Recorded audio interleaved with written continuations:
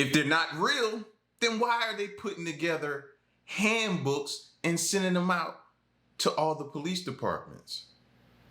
Check this out. Well, law enforcement agencies across America are taking notice of UFOs, and now they want a way to track them. Major Cities Chief Association, I should say, is a forum for police executives. They say UAPs and UFOs pose a national security threat, and it's the responsibility of police officers to know how to detect, track, and report them. That's why they just sent out an 11-page UAP guide to police departments all over the country. Joining me now, we have Johnny Jennings, Police Chief for the Charlotte-Mecklenburg Police Department. Chief Jennings, always good to have you on the show. As you know, unidentified flying objects have gotten way more play in the last year than ever before, but I think a lot of Americans still hear this and say, what? Walk us through this handbook. Yeah, I think it's the same as anybody else. Police officers and police chiefs across the country, they say the same response. What? And but when you look at the entire aspect of what's going on and what has been going on, it's really just an awareness situation to say that, hey, these things are out there. They're happening, whether you believe in what the origin of them are or not. Thank you. Thank you. Now you have somebody with a badge that's saying, hey, y'all can either believe or you don't have to believe, but something's going on. We're getting reports. Officers are seeing it. We need some type of protocol, bro. We can't keep just acting and turning a blind eye to it like we don't see it and it's not happening. Oh, it's getting real. They're happening, and it's important that we are able to report on them. Yeah, I was wondering what the internal response to this has been. My other question when I heard this story yesterday, I mean, do these encounters happen often enough to where it rises to the occasion of needing a handbook for it? Have you seen one? Yeah, no, I haven't personally seen one, and we haven't, we don't have a great deal of reporting of any unidentified anomalous phenomenon here in Charlotte. However, they do happen in certain parts of the country that, and if they do happen, we just want to make sure that they're reported properly, they're taken seriously. Again, I don't think anybody's in major city chiefs are running around saying that we're being invaded by aliens, but I think that what we're saying is that these things are out there, they're happening. They can be a threat, particularly if you have aircraft in your organization. Charlotte Mecklenburg does have helicopters that we fly, and so we have to make sure that we're safe in the skies as well. Mm-hmm. I'm also curious, does your department have enough resources to dedicate to UFOs and UAPs? Well, there's really no resources to dedicate to it. I think what the booklet and handbook that we're talking about is simply that an awareness handbook, and as well as information on, hey, let's take these serious. If your aviation team or if any of your officers do encounter something that's strange out there in the skies or the skies, land, or even in the water, that it's important to report that, and that we start tracking it as best we can, because we just, you don't know until something happens, or you don't know until you know that you have to be safe in the skies as you're flying our aircraft as well, and that's important to make sure that we're tracking these incidents. Yeah, you don't know until you know. Well, this story certainly caught our eye this week, so we appreciate you taking the time to break it all down. Chief Johnny Jennings, thanks so much, sir. Hold on. Don't go nowhere. Because now here we have a former teacher that's reporting a case with an alien encounter. All right? We got to check this one out, because a lot of people lend or give more credibility to certain people, teachers with degrees and different things and stuff like that. That gives them a little more credibility in some people's eyes. So check this encounter out.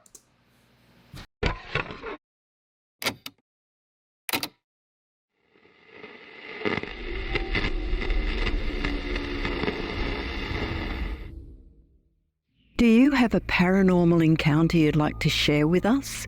Send us an email with your story for a chance of it night in December.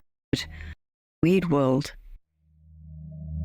On a cold winter's night in December 1957, the quiet coastal town of Old Saybrook, Connecticut, became the stage for one of the most compelling close encounters in UFO history. This is the story of Mary M. Starr, a former teacher with a master's degree from Yale University, whose life was forever changed by an Just in case you didn't really understand clearly where they said she had a degree from, it was Yale. Yale. extraordinary visit from beings not of this world. Mary Starr's encounter occurred on December 15th, 1957. Old Saybrook, a picturesque town nestled along the shores of Long Island Sound, was mostly deserted for the winter season. Mary Starr's home stood solitary in a neighbourhood of empty cottages. Little did she know that on this night her isolated location would make her the sole witness to an event that would challenge our understanding of the universe.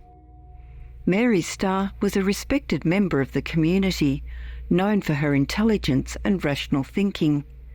Her academic background and reputation lent credibility to the incredible account she would later share with investigators from the National Investigations Committee on Aerial Phenomena, or NICAP. As the clock struck 10 p.m. that night, Mary retired to bed, expecting nothing more than a peaceful night's sleep. The quiet of the Connecticut coastline enveloped her home, broken only by the distant sound of waves lapping at the shore. However, sometime between 2 and 3 a.m, Mary was abruptly awoken by an unusual brightness filling her bedroom. Initially disoriented, she thought perhaps a plane was making an emergency landing in her backyard. But as her eyes adjusted to the light, the true nature of the source became apparent, and it was far from ordinary. There, hovering just above her clothesline, no more than 10 feet from the north side of her house, was an object that defied explanation. Mary would later describe it as a cigar-shaped craft, approximately 20 to 30 feet in length and dark grey or black in colour. The object was suspended about 5 feet above the ground, perfectly still, as if gravity had no hold over it. What caught Mary's attention immediately were the craft's square portholes, brightly lit, casting a strange glow across her backyard. The object had no wings, fins, or other visible means of propulsion. It simply hung there, silent and motionless, between her house and the tool shed. But it wasn't just the craft itself that captured Mary's attention. Through those illuminated windows, she witnessed something that would embed itself into her memory forever. Inside the craft, Mary observed 2 figures moving about. These beings passed each other, walking in opposite directions, their movements deliberate and purposeful. As Mary strained to make out more details, she noticed something peculiar about these entities. Their right arms were raised, but curiously she could not see their hands. They wore jackets that flared out at the base, unlike any earthly fashion. But it was their heads that truly set them apart from anything Mary had ever seen before. The beings' heads were square or rectangular in shape, a vivid red-orange colour that seemed to glow from within. Even more striking was a brighter red bulb at the centre of each head. Mary considered the possibility that these might be some form of helmet, but she couldn't be certain. Due to her viewing angle and the limitations of the porthole windows, Mary couldn't see the lower portions of these beings. She saw no... Now, the crazy part is she described the craft as cigar-shaped, right? So immediately in my mind, I compared that and equated that to a muamua, right? Did anybody else? That was the first thing that went in my mind. Now she's describing what they look like. And I'm thinking to myself, I kept saying, bro, we need to really investigate Oumuamua. Not just investigate it from afar, like get on there and see. And what if we do get on there and see, and they're exactly the way I've never heard any alien or alien sighting described the way she did. Red bubble, square-like face, jackets, arm up, didn't look like it had a hand on it, jacket flared up at the bottom. Never heard nothing, but it's locked into my mind now. It definitely is. But we definitely need to investigate Oumuamua. Send something there. No evidence of chairs, control panels, or any other interior structures within the craft. The beings seem to move freely in the confined space, their purpose unclear, but their presence undeniable. As Mary leaned forward, desperate to glean more details of the extraordinary scene, something changed. A third being came into view from the left side of the craft. This new arrival spurred Mary to strain even further, hoping to catch a clearer glimpse of its face. But at that moment, as if reacting to her increased scrutiny, the portholes began to fade from view. The entire shell of the object started to glow with a scintillating brilliance that lit up the night around it. From the end of the craft closest to Mary, a curious appendage emerged, a 6-inch antenna that oscillated and sparkled. For 5 long minutes, Mary watched in awe as the craft continued to glow steadily, the antenna seeming to pulse with energy. She would later speculate that it might have been some form of signalling device, perhaps seeking directions or communicating with a distant source. Then, as suddenly as it had appeared, the antenna retracted into the body of the craft. The object began to move, retracing its path and gliding smoothly in the direction from which it had arrived. Maybe the antenna was it communicating back to his planet, back to someone on that planet. Asking, okay, what now? We're here. Is that everything? Do we need to find something else? Locate something else? Should we take her? Like maybe it's getting orders from wherever it came from, as well as sending back information, maybe reconnaissance information that it found. Mary expected it to circle around her tool shed to make its departure, but the craft surprised her once again. Instead of following a curved path, the object made an impossibly sharp right-angled turn. Its shape seemed to shift as it moved, now appearing more oval than cigar-shaped. The hull had transformed from its original dark colour to a dull greyish blue, and small circular lights now outlined its entire rim. Mary watched in fascination as the craft navigated the contours of her property with uncanny precision. It dipped and undulated, following the subtle changes in elevation of a small depression north of her house. They had a good navigator, Mary would later remark, impressed by the craft's ability to avoid obstacles, like her prized blue spruce tree. As the object reached the marshy area beyond Mary's garden, it suddenly tilted at a steep angle. In a burst of speed that rivaled a jet aircraft taking off, the craft shot upwards into the night sky.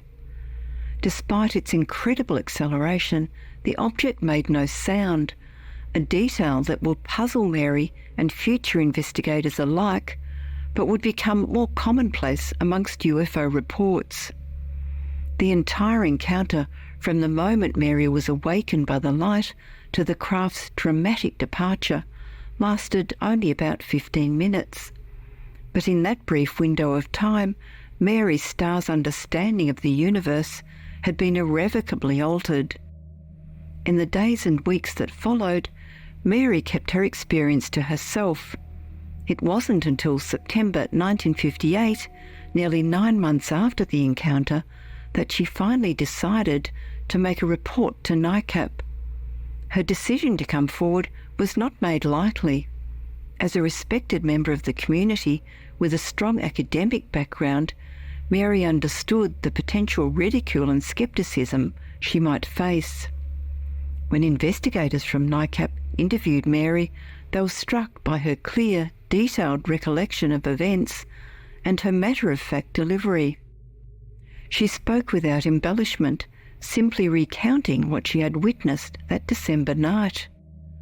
The investigators, among them Miss Davis and Mr. Hall, could find no reason to dismiss her account. Mary had no history of fabrication, no apparent desire for attention, and nothing to gain by inventing such a fantastical story. As news of Mary's encounter spread, it became clear that she wasn't the only one in the area to have witnessed strange phenomena in the skies. Just 3 weeks before her experience, the local paper had reported a sighting by a hotel caretaker. This witness claimed to have seen about 40 oblong reddish objects, brighter than stars, scattered across the sky. One object appeared larger than the others, and the entire group moved from north to south before disappearing into a cloud bank after about 5 minutes. These corroborating reports lent additional credence to Mary's account, suggesting that something truly unusual had been occurring in the skies over Old Saybrook and Long Island Sound. As investigators delved deeper into Mary's story, they were particularly intrigued by her observations about the size of the craft's occupants. Given the dimensions of the object and its position relative to known landmarks in Mary's yard, she estimated that the beings could not have been more than 3.5 to 4 feet tall. This detail added another layer of strangeness to an already extraordinary encounter. The Mary Star case, as it came to be known, quickly became one of the most famous close encounters in Connecticut's history. It was classified as a CE3 event, a close encounter of the third kind, involving the observation of animated beings associated with a UFO. Mary Starr's encounter stands out in UFO history for several reasons: the credibility of the witness, the detailed nature of her observations, and the multiple unusual aspects of the craft and its occupants all contribute to make this a compelling case. Moreover, certain elements of Mary's description, the square windows, the sparkling antenna, bore striking similarities to other reported UFO encounters around the world. For instance, the landing at Marignane Airport in France on October 27, 1952, described in Aimé Michel's book The Truth About Flying Saucers, shared some notable parallels with Mary's experience. And at the end of it all, what did she stand to gain? Back then, it's all negative back then, opposed to today. You're going viral, you get maybe a book deal, you getting to go on this show, they're paying you to come on this show. Back then, everything in her life would change, be ruined, credibility shot. It's all negative back then. All negative.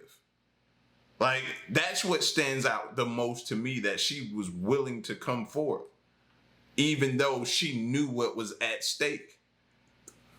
As the years passed, Mary Starr's encounter continued to fascinate UFO researchers and the public alike. Her story became a touchstone in discussions about extraterrestrial visitations, challenging our perceptions of reality and our place in the universe.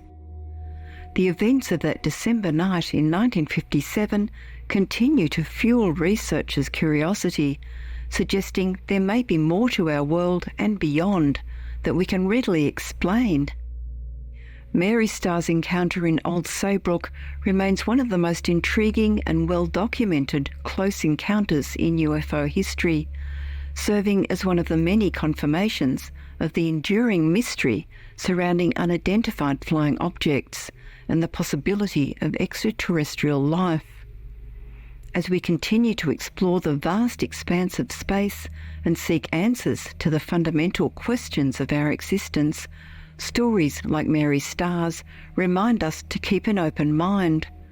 For in the quiet corners of our world, on nights when most are asleep, extraordinary events may unfold that challenge everything we think we know about the universe and our place within it.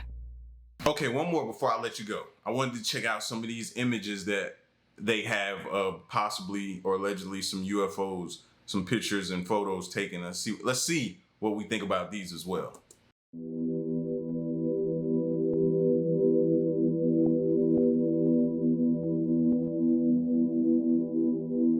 In the world of unexplained phenomena, few topics are as enduring or as captivating as UFOs, unidentified flying objects.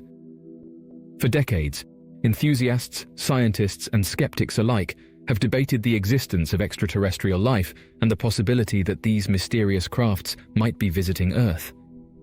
While much of the public's attention has been drawn to blurred videos and vague sightings, an explosive new development surfaced when a member of Anonymous, the infamous hacking collective, reportedly uploaded a clear photo of a UFO. What makes this image particularly shocking is that it appears to have been taken inside a military base, leading many to speculate about the government's involvement in concealing evidence of extraterrestrial technology. The anonymous member, whose identity remains hidden, shared the photograph on various internet platforms frequented by those interested in UFOs and government secrets. Unlike many grainy and poorly focused images of UFOs that have been dismissed over the years, this photo is said to be remarkably clear, offering a detailed view of a disc-shaped object hovering inside what looks like a high-security facility.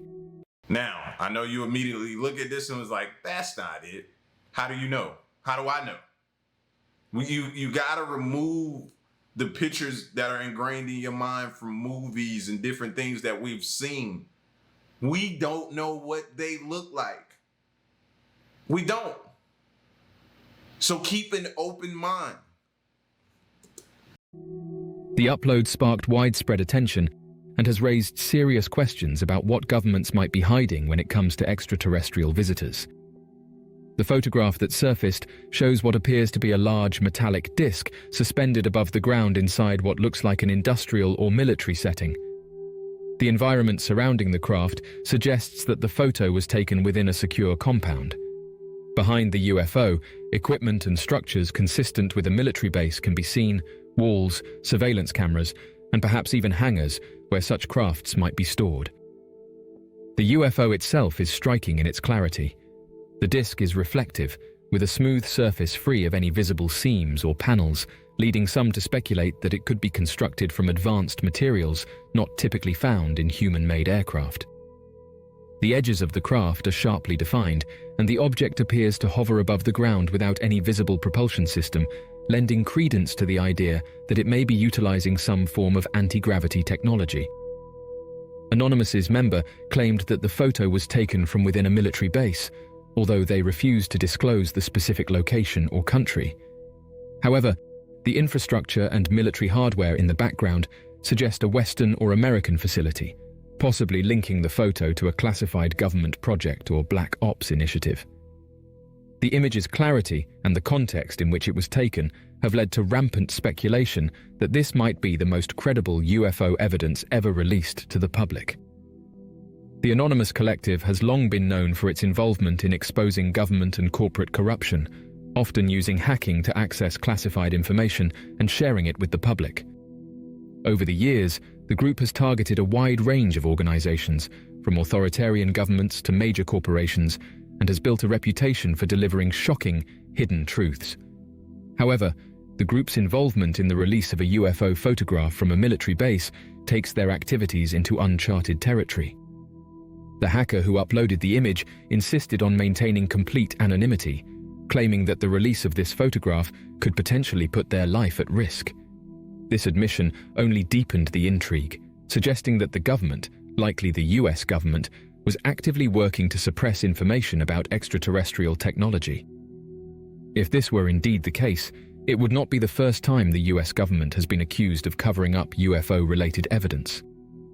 In recent years, there has been a resurgence of public interest in UFOs, fueled by the Pentagon's release of declassified videos showing unexplained aerial phenomena. The anonymous member's photograph adds fuel to the fire, appearing to confirm that governments are not only aware of UFOs, but are actively working with or studying them within the confines of secure military installations. The fact that this information was leaked by a group known for its disruptive tactics raises concerns about the level of secrecy surrounding the topic and why governments might be so intent on keeping it hidden. The photograph raises many questions, particularly regarding the nature of the craft and its connection to government projects. So the arrow to the fuel source, what does that make y'all think of? For me, it takes me directly to people showing photos of alien UFO spacecrafts being spotted above volcanoes. Seeing that red, whatever, I don't know if it's liquid or if it's just a light or just a red, whatever. It just makes me think of that because we've had questions about whether or not they were using volcanoes as like a fuel source of energy, something. So seeing that just makes me, it's like, I don't know, is that kind of confirming that a little bit? Interesting nonetheless, though. Some UFO enthusiasts believe the photo is evidence that extraterrestrial technology has been recovered and is being reverse engineered by the military. This theory has been supported by numerous whistleblower accounts over the years, particularly following the infamous Roswell incident in 1947, when debris from an alleged UFO crash was recovered by the US government. For decades, researchers have claimed that military bases, many of which are highly classified, houses not only recovered alien spacecraft, but also extraterrestrial beings. Could the photograph uploaded by the anonymous member be proof that such facilities exist not only in Nevada, but in other undisclosed locations as well? Some have suggested that the object in the photograph bears a striking resemblance to the classic flying saucer design often associated with UFO sightings, indicating that governments may have successfully reverse-engineered anti-gravity technology based on alien designs. Others, however, argue that the object in the photo may not be extraterrestrial at all, but instead could be part of a classified military project. The US Air Force and other military branches have a long history of developing cutting-edge aircraft that remain secret for years before being publicly acknowledged. Examples of this include the stealth bomber and drone technology, which were once considered highly classified. If the object is indeed a human-made craft, it could represent technological advancements that have yet to be revealed to the public, possibly involving new propulsion systems or aerospace capabilities far beyond what is currently known. As the photograph circulated across the internet and sparked discussions in UFO and research communities, there was a notable lack of response from government agencies. While the Pentagon and other official bodies have, in the past, been quick to debunk UFO claims or dismiss photographic evidence as misinterpretations, the silence surrounding this particular image has been telling. Many interpret this as a deliberate effort to avoid drawing attention to the image, hoping it will eventually fade from public consciousness. This strategy, however, may have the opposite effect. The secrecy and lack of transparency only reinforce the idea that something is being hidden, leading more people to believe that governments are indeed in possession of extraterrestrial technology or are actively working on classified projects that defy public knowledge. While the photograph uploaded by the anonymous member has generated significant excitement in UFO communities, there is also a more rational perspective being discussed. Some skeptics and analysts have suggested that the object shown in the image may not be a UFO at all, but rather advanced scientific or military equipment. Given that the photograph was allegedly taken inside a military base, the argument goes that the object could be part of a classified experiment or aerospace technology under development. Then why not just release it and tell us what it is? Huh? Unless we're jeopardized, it's a security risk, which y'all always fall behind that anyway. So how will we ever know? Will we ever know? Probably not. Long as they can hide behind, this is a security risk. This is a security risk. If they always have that, then no, we'll always be left in the dark. Sorry. Rather than an extraterrestrial craft. The highly secretive nature of military bases, particularly those associated with experimental technologies, naturally lends itself to speculation.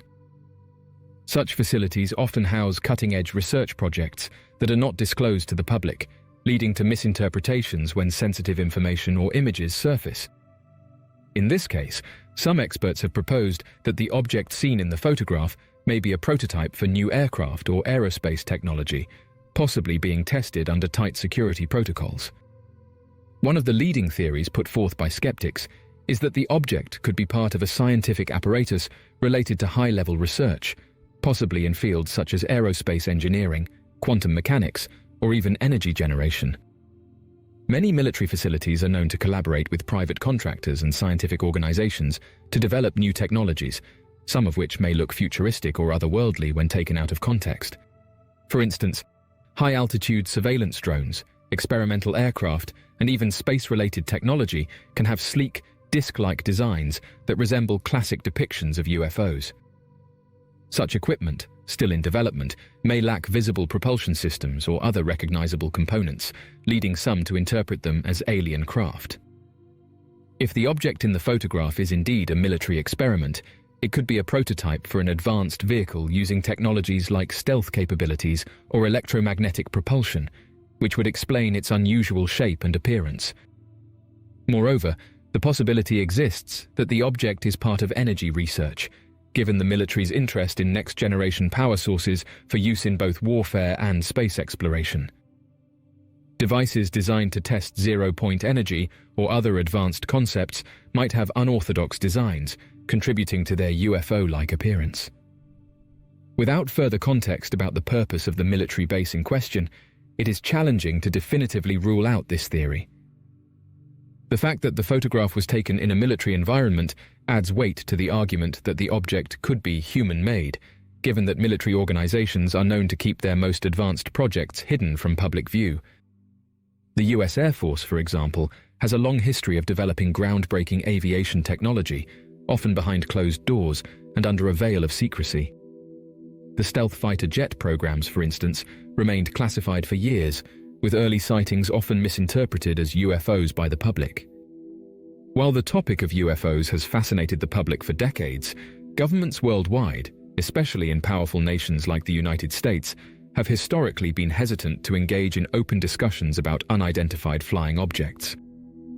Despite growing public interest and frequent sightings, the official stance on UFOs has often been one of silence or dismissal. This reluctance to speak candidly about the subject has fueled speculation that governments are withholding important information from the public, particularly when it comes to sightings near sensitive locations, such as military bases. The photograph of a potential UFO inside a military base, uploaded by an anonymous member, highlights the type of incident that governments typically prefer to keep under wraps. Whether due to national security concerns, fear of public panic, or the desire to protect classified technologies, governments have consistently shown a pattern of deflection when asked directly about UFOs. This refusal to engage with the topic raises important questions. Why are governments so reluctant to talk about UFOs? It ruins our government. That's what it does. It ruins it. Who wants to... It just... Oh, man. The lies. Everything that it does, man. It's just deteriorating our government, bro, from the inside out. Because all they have to do is show up. And if they show up in some kind of way, we figure out that y'all have known, or better yet, have been making contact all along. What government? That's what you should be thinking about. What government? And what might they be hiding? One of the most common reasons governments are reluctant to discuss UFOs is related to national security. Many UFO sightings occur near military installations, air bases, or testing grounds where classified aircraft and weapons technology are developed and tested.